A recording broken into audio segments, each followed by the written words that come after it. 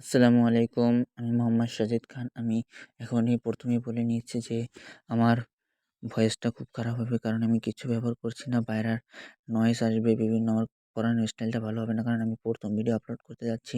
এখন যদি আপনারা আমাকে ক্ষমা না করেন তাহলে আমার কিছু করার নেই। আশা করি আপনারা আমার ভয়েসটি সুন্দরভাবে দেখতে পারবেন এবং আমাকে ক্ষমার দৃষ্টিতে দেখবেন। এবং আমি আজকে আপনাদের এমন কিছু টাইপের এমসিকিউ করাবো সেগুলো বাইরে আসার কোনো ওয়ে নাই, কোনো ওয়ে নাই মানে নাই।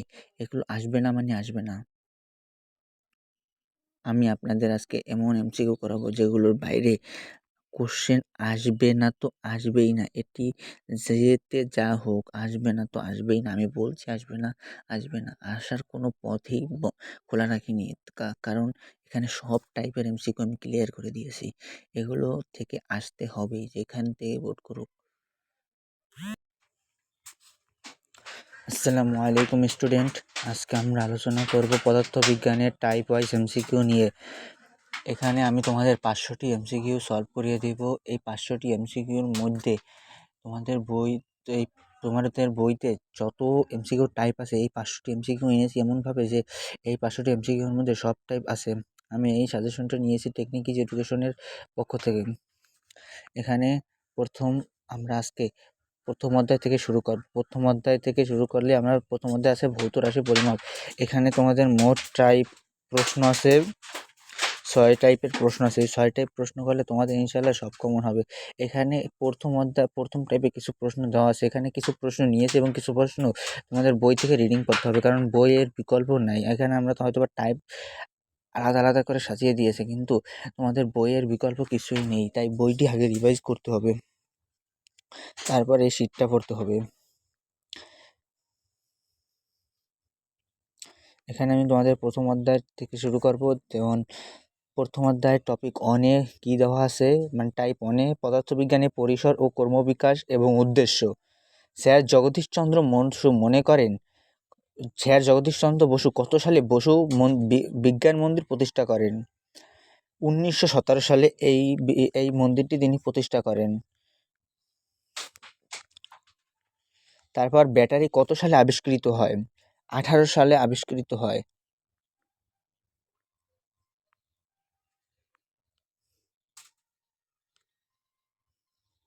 ক্যালকুলাস আবিষ্কার করেন কে? নিউটন আবিষ্কার করেন। রেডিয়াম কে আবিষ্কার করেন? পিয়ারে কুরি।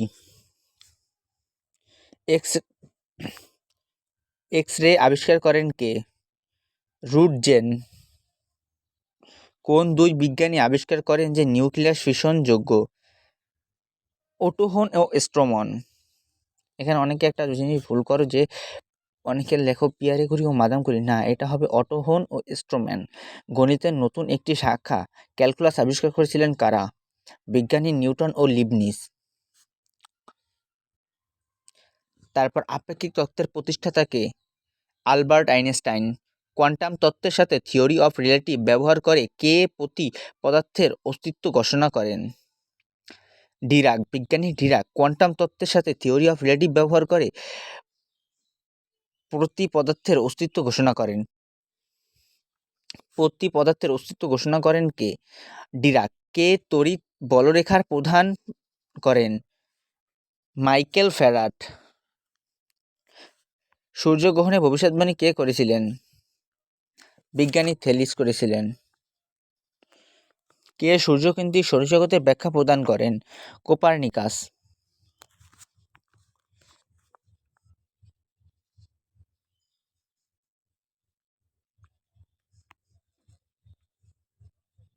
সূর্যকেন্দ্রিক সৌরজগতের প্রবক্তা কোন বিজ্ঞানী? গ্যালিলিও। কোন বিজ্ঞানী সূর্যকেন্দ্রিক সৌরজগতের ধারণা দিয়েছিলেন? আরিস্তারাকাস। পদার্থবিজ্ঞানে বিশ্বব্রহ্মাণ্ডের দৃশ্যমান গ্রহ, নক্ষত্র, গ্যালাক্সির মাত্র কত শতাংশ ব্যাখ্যা করতে পারেন? ৪%। কে দেখিয়েছেন বিশ্বব্রহ্মাণ্ড ধীরে ধীরে প্রসারিত হচ্ছে? হাবল। কোন বিজ্ঞানীকে আলোক বিজ্ঞান স্থাপিত হিসাবে বিবেচনা করা হয়? ইবনে আল হাইয়ামকে। আলোককে তড়িৎ চৌম্বক তরঙ্গ আকারে ব্যাখ্যা করেন ম্যাক্সওয়েল। পদার্থবিজ্ঞানে কিসের আলোক বস্তু ও শক্তি রূপান্তর উদ্ঘাটন করা হয়? উপরের সবগুলো মানে কি? পর্যবেক্ষণ, পরীক্ষণ, বিশ্লেষণ। কোয়ার্ক দিয়ে গঠিত ইলেকট্রন, প্রোটন ও নিউট্রন। এখন আসলাম টাইপ 2-তে। কোনটি লব্ধ রাশি? তাপ একটি লব্ধ রাশি। নিচের কোনটি লব্ধ রাশি? বল। নিচের কোনটি লব্ধ রাশি? বল লব্ধ রাশি। নিচের কোনটি লব্ধ একক? অ্যাম্পিয়ার হলো লব্ধ একক। এখন 25 নম্বরে লব্ধ রাশির উদাহরণ হচ্ছে ক্ষমতা ও তড়িৎ তীব্রতা। নিচের কোনটি মৌলিক রাশি? তড়িৎ প্রবাহ। নিচের কোনটি মৌলিক রাশি নয়? তাপ। পৃথিবীর ব্যাসার্ধ কত? 6 × 10⁻24 মিটার। সৌরজগতের ব্যাসার্ধ কত? 6 × 1012 মিটার। ভর পরিমাপের আদর্শ কিলোগ্রাম নির্ধারণে যে সিলিন্ডার ব্যবহার করা হয়েছে উহার ব্যাসার্ধ কত মিটার? 1.95 মিটার। এসআই এর পূর্ণরূপ কি? System international units.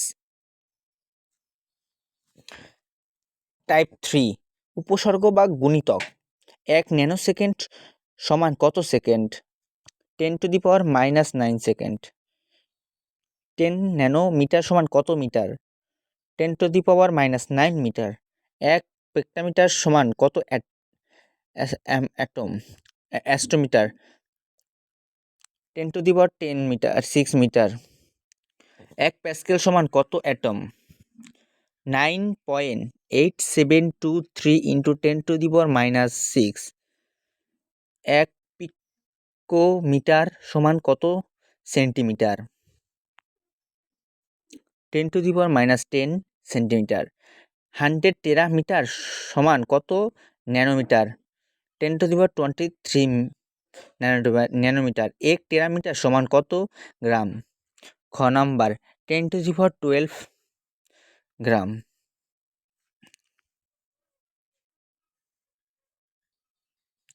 1 গিগাবাইট হলো 1 মেগাবাইটের 1000 গুণ বড়।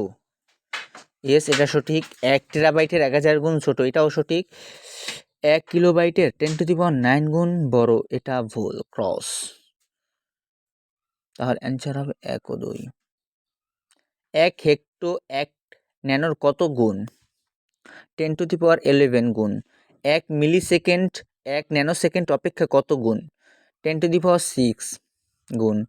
নিচের কোনটি ছোট একক? ফেমটোমিটার। এসআই এককে ব্যবহৃত সবচেয়ে ছোট উপসর্গ কোনটি? ফেমটো। 10 ফেমটোমিটার সমান কত মিটার? 10⁻15 মিটার। 1 অ্যাটস্কেয়ার এর মাত্রা কোনটি? এল। এস সমান ইউটি প্লাস হাফ এটিস্কয়ার সমীকরণে ইউটি এর মাত্রা কোনটি? এল। 10 গিগাজুল এর সঠিক সংকেত কোনটি? 10 গিগাজুল। এই ঘ নাম্বার জিজে। টপিক 5 একটি দণ্ডকে স্লাইড ক্যালিপাসের সাহায্যে পরিমাপ করতে গিয়ে তার প্রধান স্কেল পার্ট 5 সেন্টিমিটার, ভার্নিয়ার সমাপতন 7 এবং ভার্নিয়ার ধ্রুবক 0.1 মিলিমিটার। দণ্ডটির দৈর্ঘ্য নির্ণয় করো। 5.07 সেন্টিমিটার।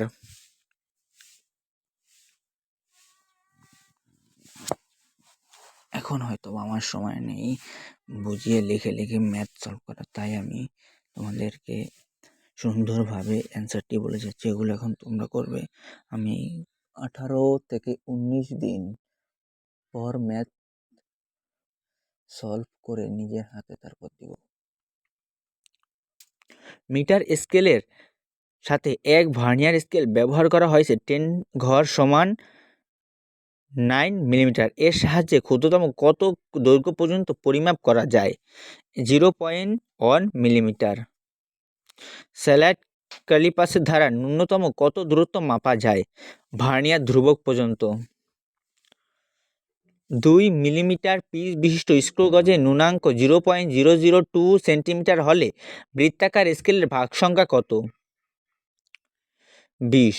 কোনো স্লাইড ক্যালিপাসের ভার্নিয়ার ধ্রুবক মান 0.005 সেন্টিমিটার হলে ভার্নিয়ার ধ্রুবক ভাগ সংখ্যা কত?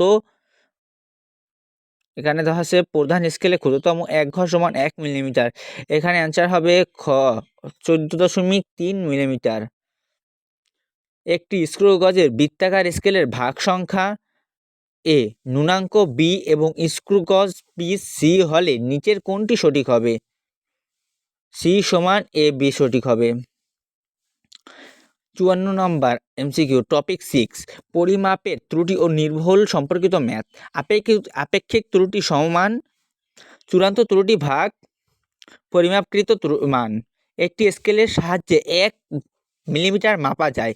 যদি কোনো বস্তুর দৈর্ঘ্য 1 মিলিমিটার হয় তবে ওই পরিমাপের শতকরা আপেক্ষিক ত্রুটি কত হবে?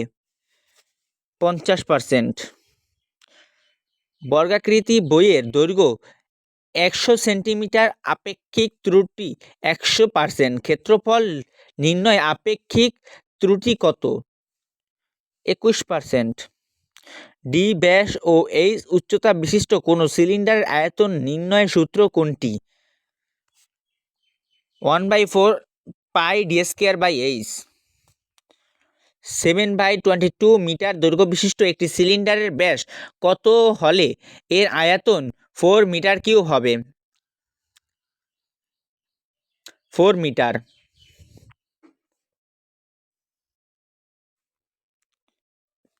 এখানে তোমাদের একটি অধ্যায় সব এমসিকিউ শেষ হয়েছে প্রথম অধ্যায়ের। এখন তোমরা বলতে পারো ভাইয়া আপনার ভয়েস খারাপ, আপনি পড়াতে পারবেন না। আমি বলতেছি আমি প্রথম ইউটিউবে ভিডিও আপলোড করতেছি, এখন আমার ভয়েস অন্তত খারাপ হবে, এটা আমাকে ক্ষমার দৃষ্টিতে দেখবেন এবং আমি আপনাদের সর্বোচ্চ চেষ্টা করব আপনাদের পড়ানোর। এখন আমার সময় নেই হয়তো এই হাতে লিখে সলভ করার, তাই আমি হাতে লিখে সলভ করতে পারতেছি না এবং বিভিন্ন কিছু আনা লাগবে, মাইক্রোফোন এগুলো আইনে তারপর আমি হাতে লিখে স্পষ্ট করে তারপর সলভ করাবো। এর জন্য আমি ক্ষমা প্রার্থী, এখন আপনাদের সব কিছু প্রোভাইড করতে পারতেছি না, তাই আপনাদের আশা করি আমি সামনে সব কিছু প্রোভাইড করতে পারবো এবং সব কিছু আপনাদের নতুন করে দিতে পারবো। তাই সবাই আমার জন্য দোয়া করবেন এবং আমি যেন আপনাদের সাথে থাকতে পারি সেজন্য দোয়া করবেন। আসসালামু আলাইকুম, আল্লাহ হাফেজ।